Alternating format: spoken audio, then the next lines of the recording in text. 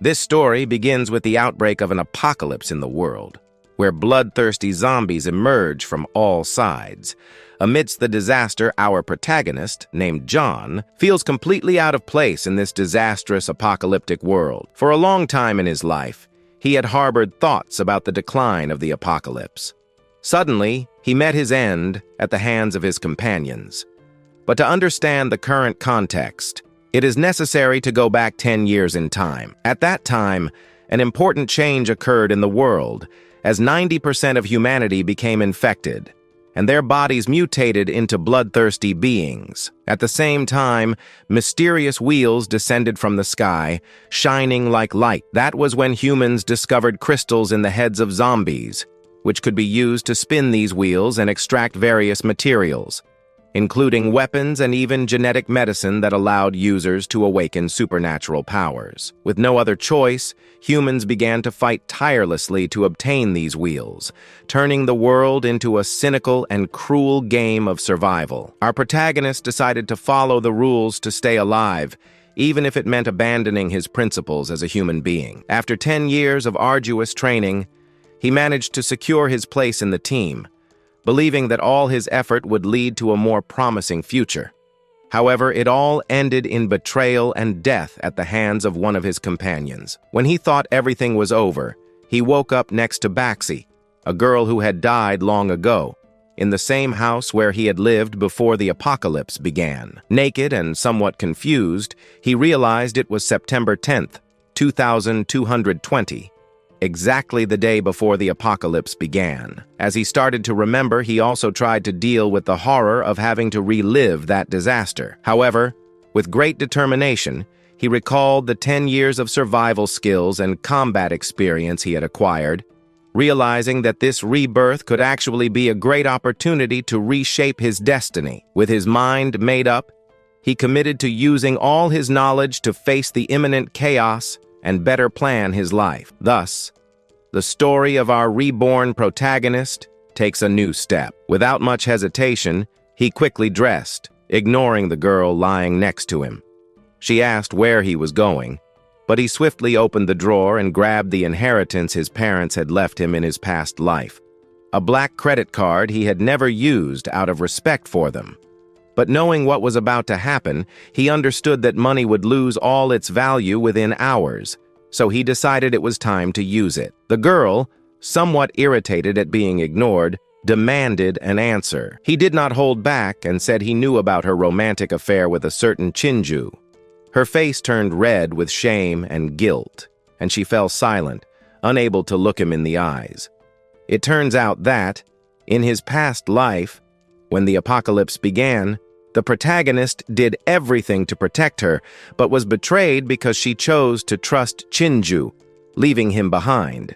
Now, she claimed he had no right to ridicule her and accused him of being jealous of Chinju's appearance and strength, calling him a clown. Despite the past, he gave the girl one final warning, that Chinju was not someone she could trust. Deep down, he knew that even if he said Chinju would sell her out for just 3 cans of food, it wouldn't change her mind. So he didn't bother trying to convince her. Deciding not to waste any more of his precious time, the protagonist focused on preparing medicine, food, and equipment. Meanwhile, she continued shouting, insisting that he was the one who had abandoned her, claiming she had decided to leave him first. In a separate scene, the protagonist enters a taxi and hands the driver a wad of cash, asking him to drive as fast as possible to the nearest hospital. Without delay, he collects a large quantity of medicine at the hospital, storing it in a bag, aware that these supplies would soon become scarce and extremely valuable. As he leaves, a nurse accuses him of being an intruder and stealing. However, he assures her that the money for the medicine he just took is on the counter, adding that he didn't have time for further explanations, as people would only understand when faced with the imminent future. Afterward, he rushes to an outdoor equipment store, purchasing various expensive tools and necessary items. Before completing the payment, he sees a machete on the weapons counter that reminds him of one he used in his past life. Without thinking twice, he decides to buy it for 10 times the price, convinced it would be invaluable. He leaves the store calmly, unaware that the owner was secretly satisfied for having tricked him into paying 10 times the weapon's value. But of course, the owner had no idea of the dangerous future ahead. After gathering everything he needed, he gets back into a taxi. Motivated by the money, the driver steps on the accelerator and drives at full speed toward the Adi mansion nearby. The protagonist remembers that the Apocalypse Wheel, also known as the Trade Wheel, was the only source of resources for survivors and should be located there. He knew he needed to act quickly to secure the most essential equipment and the special abilities available. Therefore, he promised the taxi driver an extra 3,300 if he managed to get to the mansion in 5 minutes. The driver quickly shifted gears, suggesting he hold on tight as he sped down the road. As the car gained speed, the protagonist's mind worked at 1,000 miles per hour, reviewing if he had forgotten anything. Suddenly, he remembered that the apocalyptic wheel was the only source of survival resources, as water, food, equipment, and even special skills could only be obtained by spinning that wheel. He needed to get there first, but suddenly, the taxi stopped at the entrance of the place. Without hesitation, he ordered the driver to force his way through, promising to take responsibility for any damage. The driver obeyed and pressed forward, while the police called for reinforcements. The car quickly reached a desolate area, and before stepping out, the protagonist suggested the driver stop and leave the area, heading to less crowded places. Suddenly, the guards chasing him detained him quickly. One of them mentioned that a taxi had breached their security barriers and accused him of trying to escape. The officer warned him not to act recklessly. Despite the situation, he remained calm and asked them to look at the sky. However, a sound of massive rumbling grew increasingly intense. Before the officer could ask where to look, he didn't have the chance to respond. Slowly, a battleship appeared, causing the officer's expressions to change from anger to fear in seconds. At that moment, John felt a chill, realizing that the scene reflected exactly what had happened 10 years ago. He then wondered why the creator had left the wheel behind and forced people into conflict. But now, with the firm resolve to give his destiny a new direction, he decided not to waste this opportunity to become stronger. As the battleship slowly approached, the guards, unaware of what was coming, continued taking photos to share on the internet. However, John knew better than anyone what was about to happen. He took the opportunity, turned, and ran quickly to leave the area. While running, he remembered that the attack would last 5 minutes, and that during this time, the world would plunge into total chaos. Suddenly, he reached the door of a nearby house, rang the bell pretending to be a delivery man, and recalled that the first wave of apocalyptic wheels would appear soon. Moreover, he knew that once the battleship stopped attacking, the wheels would descend. A woman inside the house, looking very wary, stared at him with distrust and said he was not a delivery man, demanding to know who he was. She then warned him to leave or she would call the police. However, he remained calm, ignoring her words, as he knew she had no combat skills and was unaware of the imminent danger. Just as the woman was about to insist, a loud explosion echoed outside. She felt a lump in her throat upon seeing the enormous battleship releasing giant capsules that crashed to the ground, destroying everything in their path. The people around, curious, approached only to witness the capsules opening and releasing a green mist. Within seconds, those caught in the mist turned into zombies. One man tried to save a friend, but it was already too late, as the friend had turned into one of the undead and attacked him without hesitation. To John, who had already lived through this situation before, the chaos outside was nothing new. However, the woman, terrified by the screams and destruction, was filled with fear and demanded he leave her house immediately. But he, calm, ignored her and noticed a strange glow coming from the kitchen. Without thinking twice, he headed there. Suddenly, he found a massive golden wheel that had mysteriously appeared. The woman followed him into the kitchen, equally shocked by what she saw. In the center of the wheel was a dull gray crystal, a sign that it was a level 1 crystal wheel. Despite this, John felt slight satisfaction knowing that even a wheel of such a low level could offer something valuable. The woman, still disconcerted, wondered how something so strange could appear in her home. However, he focused on the hidden rewards within the wheel and noticed a strengthening potion that could increase a person's strength by 2 or 3 times. The problem was that he didn't have the crystals needed to activate the wheel. Upon closer observation, he detected something peculiar. Level 1 wheels normally required 5 crystals, but this one required 7, indicating that it might hide something much more valuable within. After a closer inspection, he discovered the grand prize, a luck card. Confused by his murmurs, the woman asked what that card was. He explained that a luck card had the power of improving a person's unique abilities, such as increasing their physical strength or granting them a pet beast. Meanwhile, in his mind, he wondered why that woman hadn't turned into a zombie yet, which could mean she had some resistance to the venom. He thought this might make her useful in the future, perhaps as a reliable assistant. However, the woman, still full of distrust, was not satisfied with his explanation. He then pointed out that the screams that had previously echoed from outside had suddenly ceased. Her eyes widened in surprise and fear as she realized that something terrible must have happened. Ignoring the danger, she decided to go out and investigate on her own. He knew this was a mistake, as the silence indicated that most of the people who had been screaming earlier had already turned into zombies. As she opened the door, a zombie lunged at her. The woman stumbled and fell to the ground, desperately struggling to free herself from the monster. But the protagonist acted quickly, overpowering and neutralizing the zombie with skill, restoring control to the situation. When all seemed lost, the undead's head rolled away. Completely stunned, she looked up and saw the protagonist standing over her with a machete covered in blood, still dripping. He had saved her life at the very last moment. He then leaned in with determination and extracted a shining crystal from the monster's head. The woman, mouth agape, noticed that the crystal was identical to the one she had seen in the mysterious wheel in her kitchen. With no time to process what had just happened, 2 zombies frantically rushed toward the open door. Immediately, the protagonist shouted urgently, telling her to look behind him. In an agile and precise move, he spun quickly and faced the 2 zombies with fierce determination.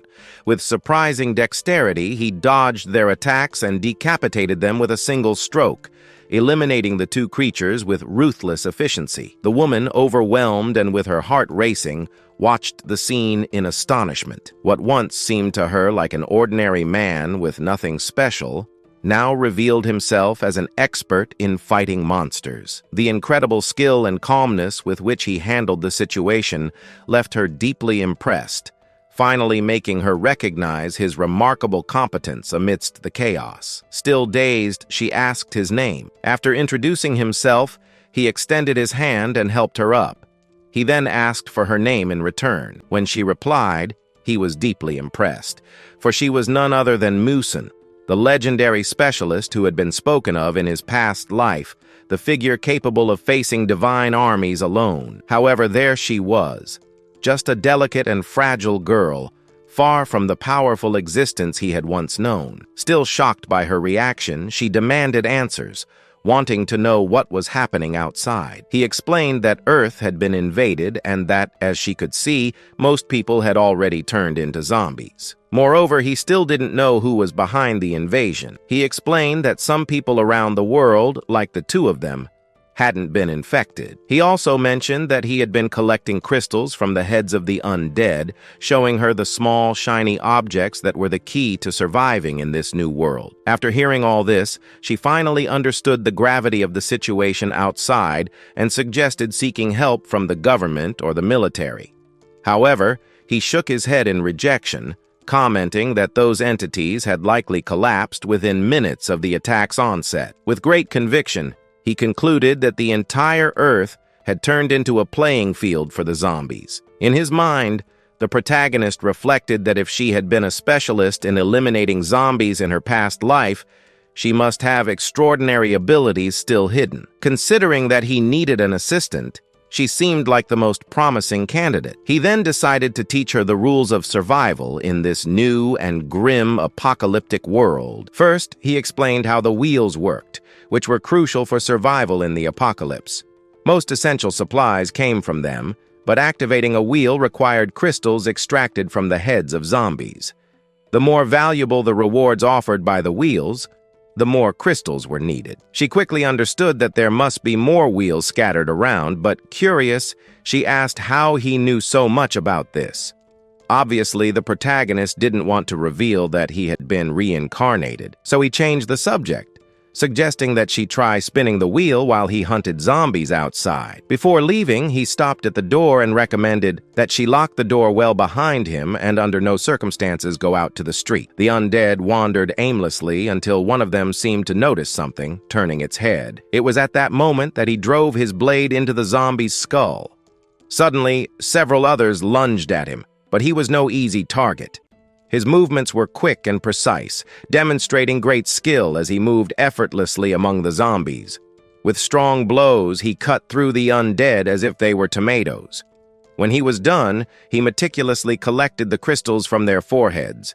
But just as he finished, he heard desperate cries for help behind him. He turned and saw a girl being chased by two zombies. Her face was filled with panic as she ran toward him, hiding behind him out of fear. Without hesitation, our protagonist advanced, facing the zombies head-on. With great skill, he wielded his blade, eliminating the monsters with a series of quick strikes. However, as he turned to check on the girl, her behavior changed. She attacked him by surprise. Fortunately, our protagonist was prepared. In a fluid motion, he extended his hand, grabbed her head, and drove his blade directly into her forehead, eliminating the threat before it could escalate. Mu Xin was stunned. When he returned, he had collected 11 crystals.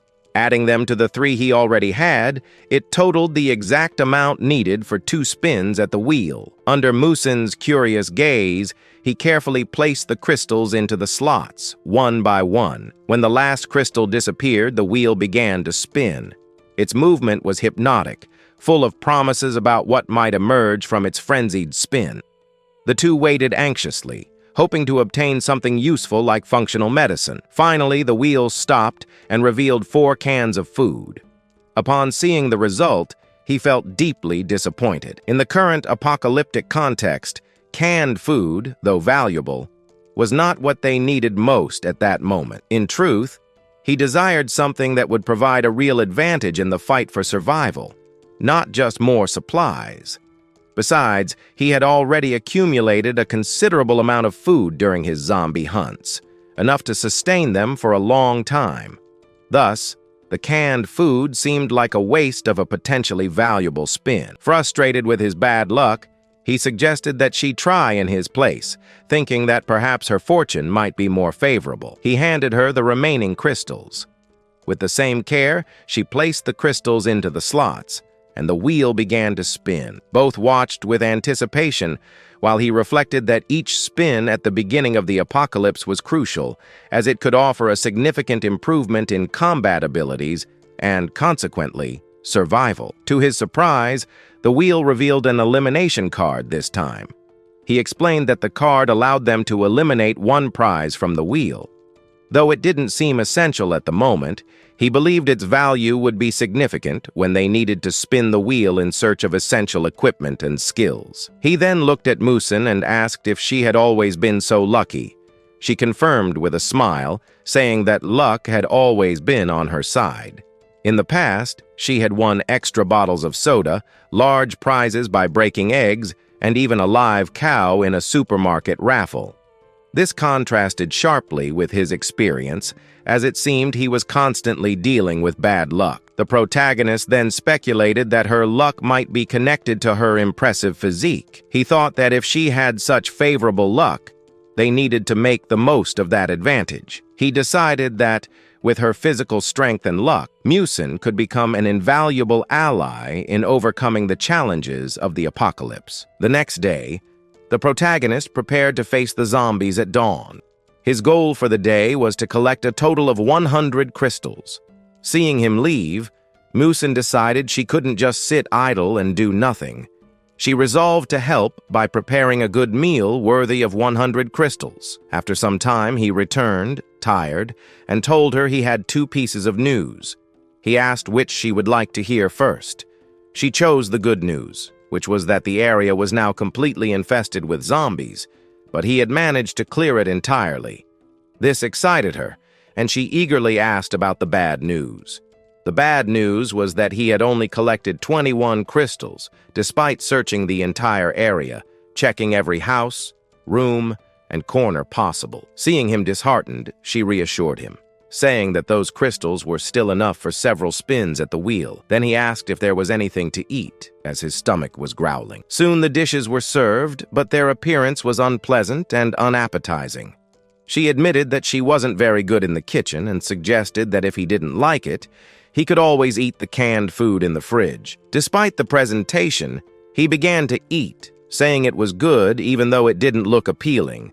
This moved her a little, as he was the first person who didn't detest her cooking. This was because the protagonist had already survived the apocalypse before, facing far worse things, including eating decomposing human flesh to stave off hunger. After finishing their meal, both headed to the wheel with the crystals they had collected. Mu Xin, demonstrating her remarkable luck, spun the wheel and obtained 2 consecutive prizes: a firearm and a crossbow. Satisfied with the results, she handed over the remaining crystals to him and asked him to try spinning the wheel. He seemed reluctant, saying his luck was too bad to expect anything positive. However, she gently held his hand, softly blew on it, and with a sincere expression, assured him she had transferred some of her luck to him. This unexpected gesture made him blush, surprised by her warm confidence. There were 6 prizes left on the wheel, and the chances of obtaining the enhanced genetic medicine were 1 in 6. Mu Xin suggested using the elimination card to remove the cookie option, increasing the odds. Before they could change their minds, the elimination card touched the wheel, which suddenly lit up. Their eyes widened in surprise as soon as the card made contact. The decision was made, and there was no turning back. Now, with a 1 in 5 chance, they knew they had to move forward with determination. The protagonist inserted the remaining crystals and started spinning the wheel. As the wheel spun at high speed, both fervently prayed, invoking the Matab of the East and the Mon of the West, appealing to any divine power they could imagine in a desperate effort to attract luck at this crucial moment. When the wheel began to slow down and the arrow landed on a green potion bottle, their faces turned into expressions of astonishment and joy, as if they had won the grand prize. In the end, it was revealed to be a beginner's body enhancer. Not just a simple trophy, but a true game changer. This elixir promised to triple the user's combat abilities and physical strength during the early stages of the apocalypse. In such a chaotic and challenging world, a medicine of this magnitude was priceless. Excited, Musk prevented him from drinking the potion immediately, but he took a more calculated approach. Instead of consuming it right away, he meticulously mixed the strengthening potion with a bit of purina he had obtained from the hospital, pouring the 2 liquids into a tray. He explained that by combining the substances, it was possible to double the volume of the potion, effectively turning 1 bottle into 2. Additionally, he mentioned that the wheel they used was not unique. There were many others distributed across different areas, each with its own set of prizes. With the additional bottles they created, they could trade them with other survivors for valuable skill cards or specialized medicines. This strategy not only increased their short-term strength, but also opened up new opportunities for trades and negotiations, strengthening their long-term survival prospects. Suddenly, the 2 newly created strengthening potions appeared before them. Mu Xin was about to ask how he knew how to make that medicine, but before she could formulate the question, he changed the subject, mentioning that the temperature of the medicinal water was too high and needed to be lowered immediately.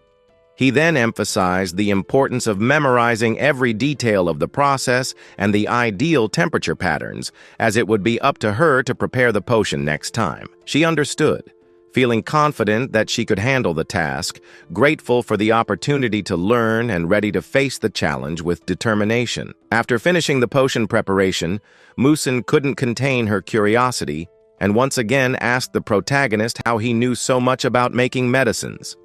However, before he could answer, a sudden and strange knocking sound was heard outside. His expression immediately became serious, and he quickly led her upstairs. Confused, she asked why he seemed so alarmed. John explained that the noise came from a stink beetle mutated by the infectious virus. These grasshoppers had evolved into cannibalistic insects. While they weren't a threat individually, they moved in swarms, and the presence of one indicated that the entire horde could be nearby. And indeed, with minimal effort, the swarm of grasshoppers broke through the door and advanced toward them. Both tried to block the entrance using a cabinet, but he warned that these insects were more dangerous than they seemed. Not only could they infect people, but they also had the ability to infect plants, turning them into zombie organisms. Thus, the threat was much greater than they initially thought. When they believed they were safe, the knocking sound resumed, this time with greater intensity. Startled, she quickly jumped into his arms, but he reassured her, saying there was no need to fear and promising that he was there to protect her. His words brought her a sense of calm, but upon noticing that the door was being violently struck, she realized it wouldn't hold for long. He decided she should take refuge in the bathroom while he prepared to face the approaching swarm. When she asked how he planned to survive against so many insects, he reassured her, saying it would only take a few minutes. Without hesitation, he grabbed the strengthening potion they had just created. Aware of its potential side effects, but knowing it was his best option, he drank the potion without thinking twice. Shortly after doing so, an unbearable pain coursed through his body. Collapsing to the ground suddenly, he felt as if his entire body was on fire. As the pain intensified, the mutated beetles finally managed to break through the door, but the potion's effect began to manifest. In the blink of an eye, a flash of steel crossed the air, piercing one of the beetles. Empowered by the potion's strength, he launched into action, ambushing the swarm with great precision. The potion's side effect caused unbearable pain, making him scream in fury as he fought. Despite being surrounded by the mutated beetles, he advanced with his weapon, cutting through them with ease. In a frenzied series of blows, he annihilated the horde, leaving a trail of carnage in his path. The green blood of the monsters splattered across the walls and floor as he eliminated the last creatures. Finally, when the last beetle fell, he stood upright in the middle of the destruction, panting after the battle. His body trembled from both the combat and the potion's side effects. As he surveyed the scene, unease overtook him. The appearance of a swarm of locusts was often a harbinger of the presence of a locust queen. He knew that if he didn't face her, the swarm would keep reproducing endlessly. As he pondered this, a massive mutation appeared before his eyes. The furious locust queen, enraged by the slaughter of her brood, spat a jet of green liquid in his direction. Luckily, the protagonist reacted quickly, managing to dodge the acidic spray. The liquid sizzled and corroded everything it touched, but he didn't let it intimidate him. When the locust queen charged at him again, he decided to stop holding back. He leapt into the air with a single bound, soaring above the queen before driving his sword forcefully into her back. The locust queen emitted a terrifying scream of agony, writhing in pain.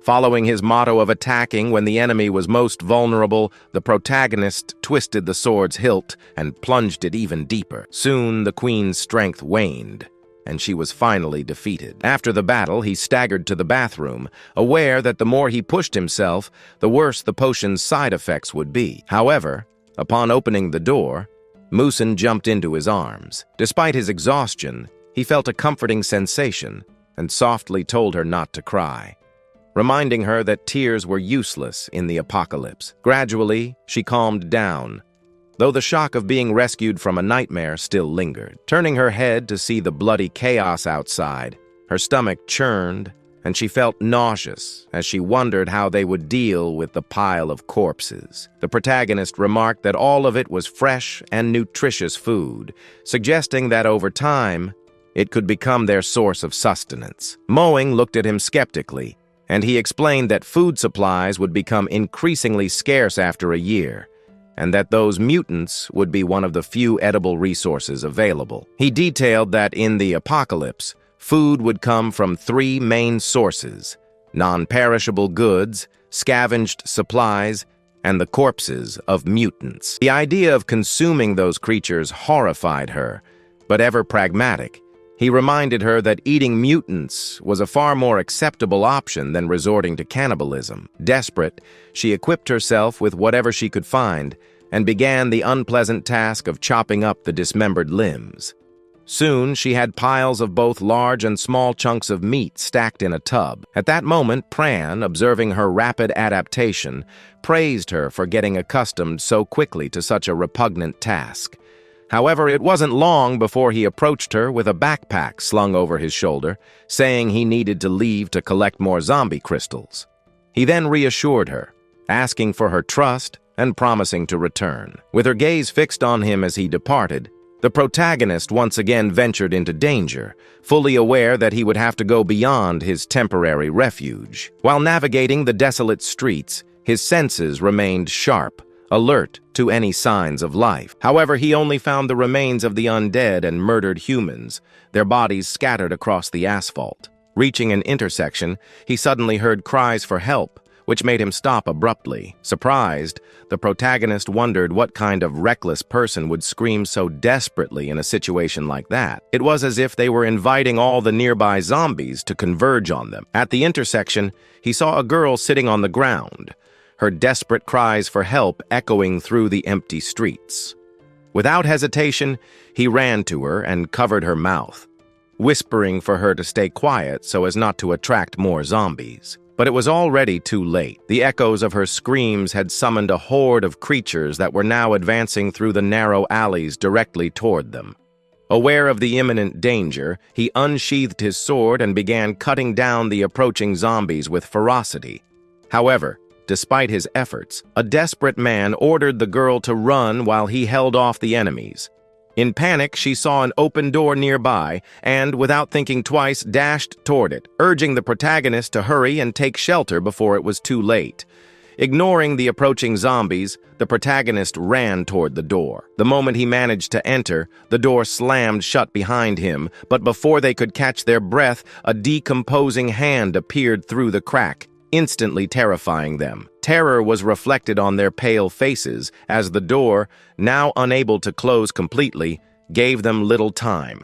Quickly, they ran upstairs, but it soon became clear they were exhausted. Their breathing was ragged, and their pace had slowed significantly as fatigue set in. Just as she stumbled, a zombie grabbed her leg, dragging her down the stairs with a firm grip. He reacted quickly, swinging his large sword in a powerful arc, severing the grip in one blow. He immediately helped her to her feet. However, the situation had worsened as the staircase was now overrun with numerous zombies, blocking their path in all directions. Then, as chaos seemed about to consume them, a blinding light suddenly shone through a narrow window, casting an unsettling, supernatural glow over the scene. John's heart raced frantically as he turned toward the source of the light, his eyes widening in shock as he recognized it. A resplendent white object descending from the sky, illuminating the dark landing like a beacon. He realized it was the dungeon key, an artifact of immense power, now within his reach. In his previous life, he had learned that the dungeon key was one of the rarest and most valuable objects in the apocalypse. It was the only way to access the land of mystery within the dungeon, a place filled with hope and wonders. Even the most experienced veterans coveted it, though none had managed to obtain it. Determined not to let this opportunity slip by, the protagonist resolved to acquire the key of mysteries. However, as he lost himself in thought, she suddenly shouted, warning him to be careful of the zombies. Immediately, the protagonist turned quickly and saw a zombie advancing directly toward him. In a moment of fear and panic, he struck the zombie in the face, trying to protect himself and cursing the creature. Seeing how the zombie advanced against him with such specific intent, he thought ironically that even zombies now seemed to know where it hurt the most. Furious, he decided to finish off the 10 undead once and for all. The narrow hallway presented itself as an ideal terrain for a defensive stance and a counterattack. Just as he was about to launch his attack, a gray hand emerged from the shadows. Keeping his composure, the protagonist swung his sword precisely, sending the hand flying through the air and splattering green blood on the floor. A girl named Xuin, a few days before the start of the apocalypse, had it all: followers, fame, wealth, and intelligence. Truly, she was heaven's favorite. However, in a matter of days, everything had collapsed. Her family, friends, and even her father had turned into zombies. As she reflected on this tragedy, she remained kneeling, facing what seemed to be her final moments. But suddenly, she saw the undead fallen on the ground, defeated. She couldn't believe he had managed to eliminate all the threats before her very eyes. However, her relief was abruptly interrupted by John, who warned her that if she wanted to stay alive, she couldn't afford to be distracted. They needed to find the key and act quickly. Meanwhile, the lower part of the building was teeming with enemies, making it clear that descending was not a viable option. Their only chance was to reach the roof and find another way out. Xuan had a plan. The roof of her building was connected to the neighboring one, and her goal was to escape through there. If they managed to reach the other building, they would be closer to their goal. Furthermore, she thought that by descending from the building, the key would be just 2 streets away. As she scanned the area, she noticed that vines covered all the surfaces. Suddenly, a branch stretched toward her, wrapping its stem around her body and lifting her off the ground with imposing force. Once again, the protagonist intervened, cutting the plant and causing her to fall to the ground. He said nothing, focusing on the task ahead. Though she looked at him, he remained focused, dealing with the mutant plants that were slowing their progress. Every second spent cutting the vines seemed like a waste of time. Finally, they reached a locked door. Xuan asked what they should do, and he responded directly, delivering a strong kick that burst the door open. Hurriedly, they both climbed to the roof, where they found a group of survivors already gathered and alert. A blond man with a baseball bat approached with a hostile expression, demanding to know what they were doing there and warning that breaking the door could attract more zombies. Immediately, the protagonist stepped forward, explaining that they had no other intentions and that they had already eliminated all the zombies in the building. The blond man, surprised and bewildered, couldn't believe that anyone had cleared out all the zombies in such a dangerous place. Though he tried to remain calm, his distrust persisted. The blond man's companions intervened, arguing that Xuan and the protagonist couldn't have known about the presence of other survivors. As the situation calmed down, John examined the surroundings of the area. On the roof, looking for a solution, the blonde asked about his intentions, and John revealed that his goal was to reach the high school on the other side. The blonde questioned how he planned to cross the zombie-infested streets, to which John explained that he had seen lights in that area and was determined to investigate them. Admiring his courage, the blonde pointed out a possible shortcut, another nearby building to the east of the roof. Though dangerous, the jump was a viable option. Immediately, John assessed the gap between the buildings, which was about 5 meters, with the opposite roof at a lower level. It was a complete challenge, but something he felt confident about. As he prepared for the jump, Shu interrupted, trembling with fear, begging not to be left behind. With compassion, the protagonist agreed to carry her backpack with him. Seeing this, the blonde mocked him, warning that it was madness to attempt the jump with both of them, as it could result in death. However, thinking quickly, John suggested using ropes to secure Shu's backpack and body to his, crossing together safely. The blonde laughed, dismissing the plan, and suggested that Shu hand her backpack to him, promising to throw it over once he was on the other side. John rejected the offer, fearing he might lose the backpack forever to someone as untrustworthy as the blonde. The blonde's attitude suddenly turned aggressive, threatening to break John's hand if he didn't obey. But the protagonist, with a cold smile, called him a fool, and without saying another word, took a running start and jumped off the 200-meter-high building. Time seemed to slow as he flew through the air, the wind rushing around him. In moments, he landed heavily on the opposite roof, absorbing the impact with his arm and knee. The blonde on the other side was stunned by what he had just witnessed, unable to believe what John had done. Without wasting time, John began untying Shu, who was trembling with fear. He asked if she was okay, but as he did so, a presence observed them from a distance. It was a strange, burly man hiding in the shadows, watching them through binoculars. He had been tracking their every move. This strange man was a member of an infamous bandit community known for exploiting the vulnerable and abusing desperate women for their own ends.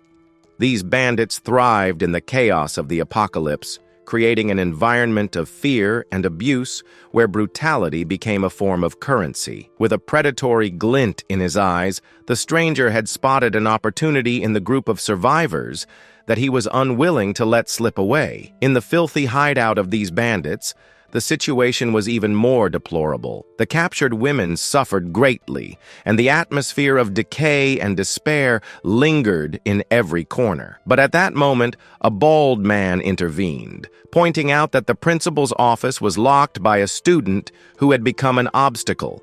With no options left, one of the bandits suggested waiting for someone called the Fifth Brother, who was their leader, while another, with a cruel smile, proposed throwing all the girls to the zombies, a macabre solution that fit the ruthless nature of their group. The bandits' threat was interpreted as a sinister entity hovering over the situation, adding an extra layer of danger and hopelessness to an already chaotic world. But then, the white-haired man argued that they shouldn't get rid of them. However, this enraged the bald man, who seemed to believe they had already gone past the point of no return. While they continued arguing, the giant, who had been closely observing in agony, entered the room. He was the Fifth Brother. At that moment, one of the men informed the group that the building they were occupying was now surrounded by a massive horde of zombies, trapping them inside. One of the men complained about how a single night had drastically shifted the balance of the world. The Fifth Brother laughed, dismissing the concern, and told them to do whatever they thought best, commenting that in this world, only the strongest reign over others. For them, even the apocalypse was seen as an absolute paradise. After that, we see the protagonist risking his life while crossing dangerous streets in the middle of the night in search of the dungeon key. His movements are precise and cautious, effortlessly dodging the monsters lurking around. However, Shu, on the other hand, struggles to keep up with the pace.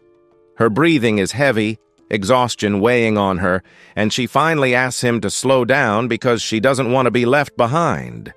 The protagonist, slightly annoyed, quietly remarks that she's slowing him down a lot and simultaneously reflects on how she has become a burden. He feels deceived for helping her simply because she seemed like a pretty and fragile girl. His frustration is evident, but despite his discontent, he decides to slow down a little more, allowing her to comfortably follow him. Upon reaching the school, the protagonist and Shu are met with an unsettling silence. The absence of any sound suggesting the presence of zombies creates a tense and disconcerting atmosphere. The silence feels endless, and John can't help but wonder where the enemies could be. With his accumulated experience, he deduces that the zombies might be concentrated elsewhere, which proves to be a correct assumption. Upon entering the school building, the scene is desolate. The hallways and classrooms are filled with entrenched students, highly desperate. Some had improvised barricades with desks and chairs, trying to resist the zombie siege. Although they didn't seem present at that moment, the zombies continued to be a constant threat. The students' faces reflected a mix of panic and resignation. They knew that even if they managed to keep the zombies out, hunger and loneliness will eventually lead them to death if they don't find a solution. Suddenly, both move carefully through the hallways, and a girl trapped in one of the rooms sees them, filled with hope and despair. She begins to scream for help, her voice trembling with fear. Shuin instinctively moves to respond, but the protagonist quickly reminds her that making noise could attract the zombies nearby, putting them directly in danger. He points out, with a harshness that stings, that she wouldn't be able to defend herself if they were overrun. His words are tough, but rooted in the harsh reality of what is happening. Shuin hesitates, a feeling of pity overwhelming her as she sees the trapped students, filling her with helplessness and anguish. She wants to help them, do something, anything to ease their suffering. But the ever-realistic protagonist makes it clear that she has no idea how many zombies are outside those rooms, and that he is neither equipped nor capable, for now, of dealing with such a large number. His tone is severe as he states that this is the apocalypse. If she truly wants to save those students, she will have to find a way to do it on her own. The seriousness of his words hits her deeply, and a silent apology escapes her lips as she follows him through the dark and abandoned school hallways. He hopes she doesn't get any foolish ideas. But amid the unsettling silence enveloping the school, Shuin begins asking herself a series of questions. She wonders why the protagonist chose that school as their destination, and whether there might be a hidden refuge allowing them to avoid the fearsome zombies. Thus, the school's silence, interrupted only by their footsteps, heightens the anxiety within her. Determined to break the tension, Shuin gathers her courage.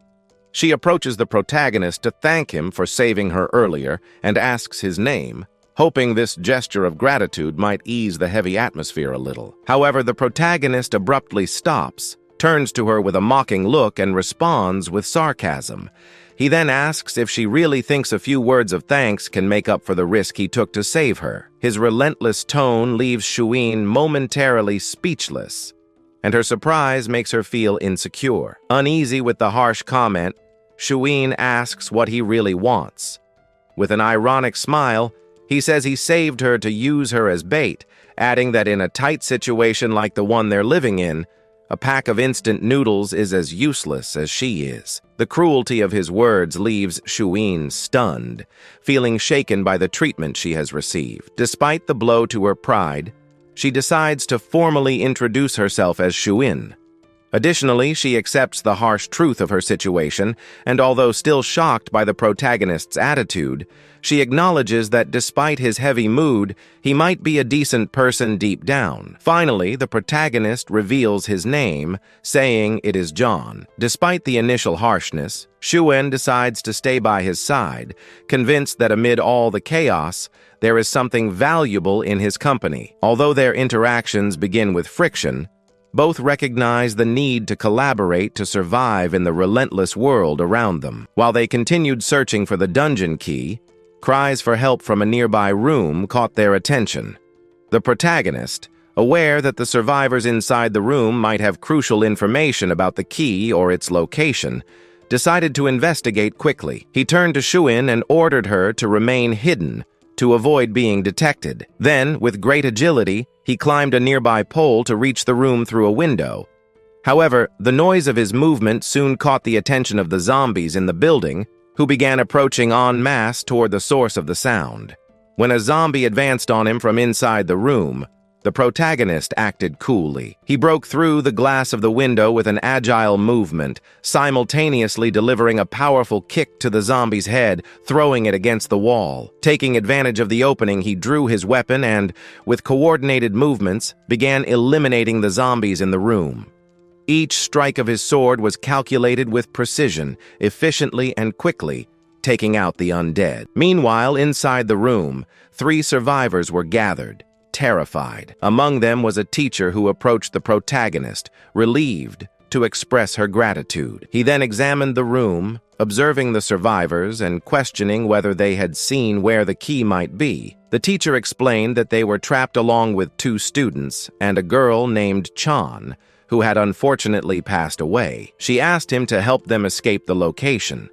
However, the protagonist asked if they had seen a ray of light, emphasizing that any detail would be of utmost importance to him. Furthermore, he promised that if they helped him find the key, he would help them escape. The 2 students shook their heads, indicating they hadn't seen the light. However, the teacher confidently affirmed that she had seen it, and even knew where it had fallen. This piqued John's curiosity, prompting him to press her for the exact location. However, the teacher insisted that he must rescue them first, before revealing the key's location. Still doubtful, he asked if she was truly certain of the location. Then the teacher described the fall of the key, hoping it would be enough to ensure their survival. Despite the detailed description, he assessed that the situation was complicated. There were too many undead outside to guarantee everyone's safety.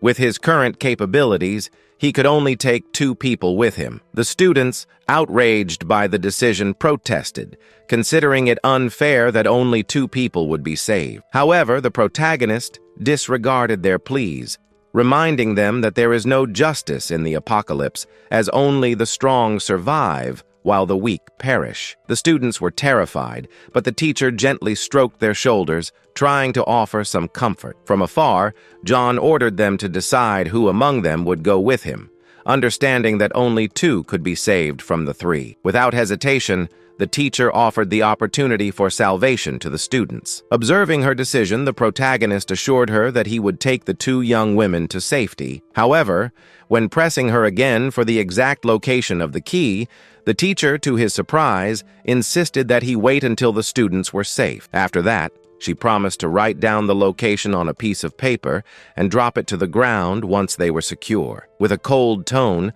the protagonist remarked that he hoped she wouldn't regret her choice of sacrifice, and then ordered the students to follow him. At that moment, he could feel the presence of 3 zombies lurking just behind the door. Quickly, he instructed the teacher to close the door as soon as they left. When he opened the door, one of the zombies tried to slip in, but he was faster, delivering a strong kick that sent the creature flying.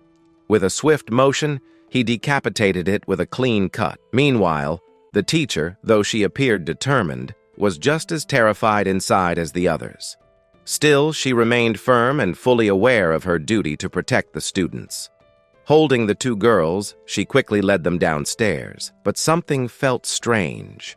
The entire corridor was eerily silent, with no zombies in sight. Suddenly, a monstrous aura seemed to hang in the air, and he quickly warned them to slow down. However, the students, anxious, asked if he had sensed something strange, as the path ahead seemed clear. Ignoring whether his instincts might be wrong, the protagonist pressed forward down the stairs. But suddenly, a massive, terrifying monster lunged at them in a surprise attack.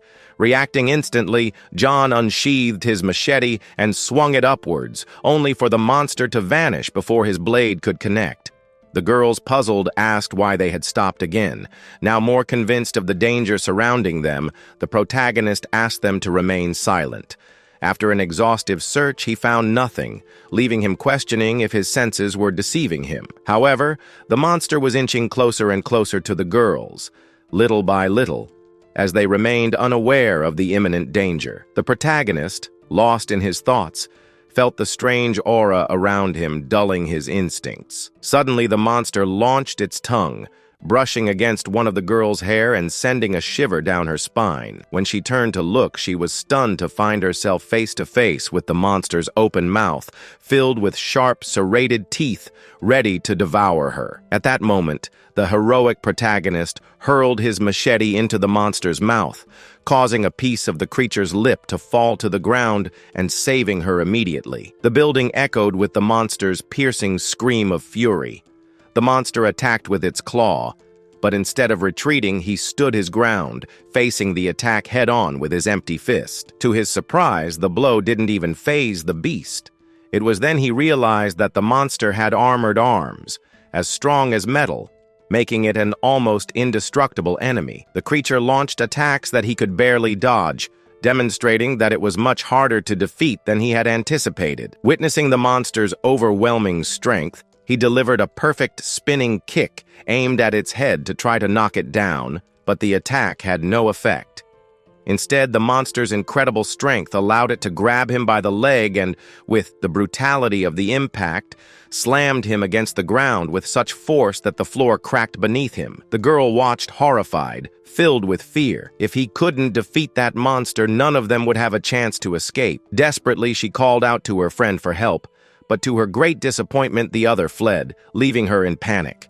The protagonist, gravely injured and barely able to move, was on the brink of despair. Meanwhile, the huge monster loomed over him with its powerful arms, ready to deliver the final blow. However, at the last moment, a loud crash tore through the air, and a precise shot hit the monster, stopping it in its tracks. The protagonist had managed to draw a pistol and fire just in time, offering a brief relief to the tense situation. Still, the situation remained critical, as the previous impact had dislocated his right arm, and agony was visible on his face. Gritting his teeth to endure the pain, he turned to the girl.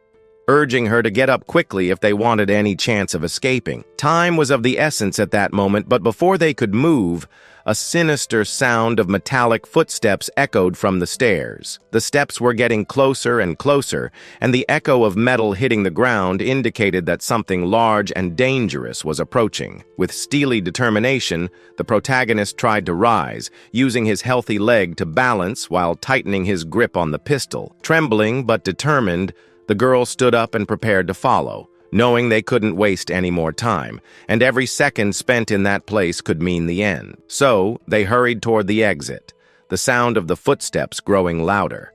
But in a matter of seconds, Shounen, who had climbed up from below, lunged into their arms, breathless. Terrified, she said that she had been waiting for him for so long, she was scared to death. Relieved to see that she wasn't one of the undead, the two girls sighed deeply in fear. Shounen explained that after a long search, she had finally found him. Earlier, in the multimedia center, a sudden flash of light had caused the appearance of a horde of zombies from all directions. Trapped in the chaos, she was overcome with fear and had no choice but to flee in desperation, running up the stairs to find him. As she explained, the pieces clicked into place. The source of light that had attracted the zombies became clear. It was none other than the light from the wheel in front of them. The protagonist quickly gathered everyone and led them down the stairs.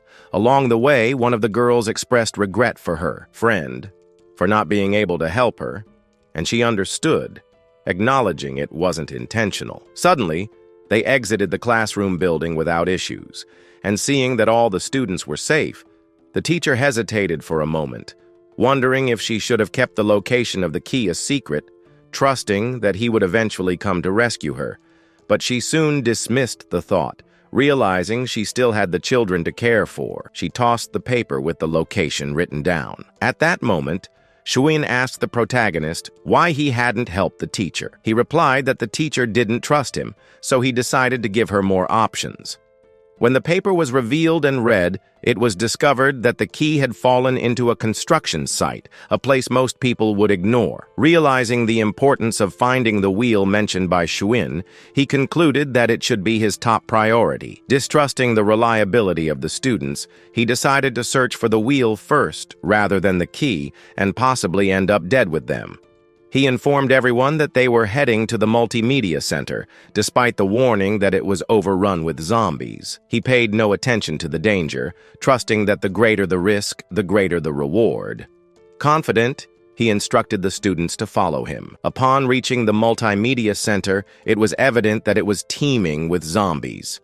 One of the girls, alarmed, questioned if he had led them into such a dangerous situation, as it seemed like after obtaining the information he needed, he considered them expendable and was trying to use them as bait for the zombies. Hearing her concerns, he explained that the apocalypse was full of zombies no matter where they went. Furthermore, he assured them that he wasn't someone so despicable as to use them as bait.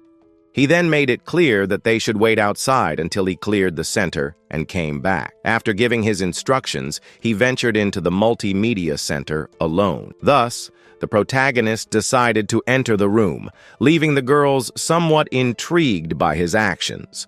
But then, Lily quickly concluded that he was a bit crazy, as despite considering himself strong or armed, she didn't believe that just his pistol would be enough to defeat the large number of zombies that awaited him. Inside, silently she approaches Xiao, suggesting that it might be better to look for a safe place, Uro, to hide, arguing that all the zombies are gathered in there and that it is most likely that John will die there. However, her friend thinks this is counterproductive since it was he who saved her earlier. Suddenly, Shounen sees them from behind, murmuring, and asks what they are talking about. But Lily makes up the excuse that she was having a stomachache and wanted Zhu to accompany her to the bathroom. In response, Shounen, a bit unsure, turns to look at the door and proposes to wait for the protagonist with the expectation that everything will turn out fine. Meanwhile, John, who is already inside, analyzes the place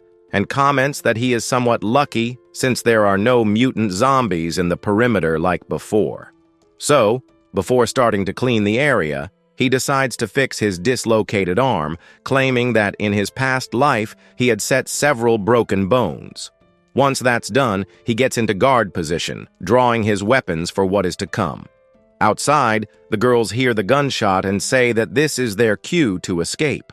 She proposes they go to the teacher's dormitory since the place is free of zombies and they could be safe there, also finding food. Then she grabs Yu by the hand, saying she is thinking of herself and not the others. But she pulls her hand away and runs towards Xuin to tell her that she has escaped well with them to a safe place. In that, Lily feels a bit uncomfortable, insisting on bringing her along, implying that this wasn't part of her plans. Suddenly, Xuin rejects her proposal, claiming that after moving away from John, it would only be a matter of time before they wouldn't survive, since the MC is very strong, and staying by his side is advantageous anywhere. However, the students continue to hesitate, thinking that he can't defend himself alone.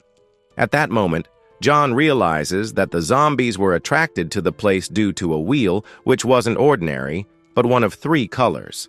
Sadly, this is where we end the video.